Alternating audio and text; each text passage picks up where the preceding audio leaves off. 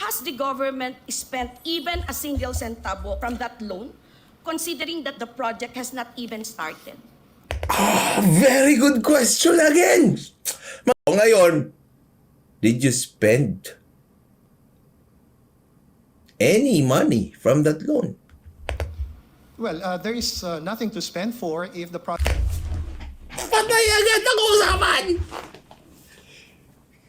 Kinokontradict niya na naman yung sarili niya dun sa una. Kasi yung sinabi niya sa una, baka naman na-transfer na kasi yan. Bakit there's nothing to spend for? Paano na yung dinifer? O kaya transfer na funds? Di ba? Putik yan. Putik yan. Puro critical hit. Grabe ito kanina. Parang nanonood ako ng basketball na parang laging pumapasok yung tira ng gusto kong team.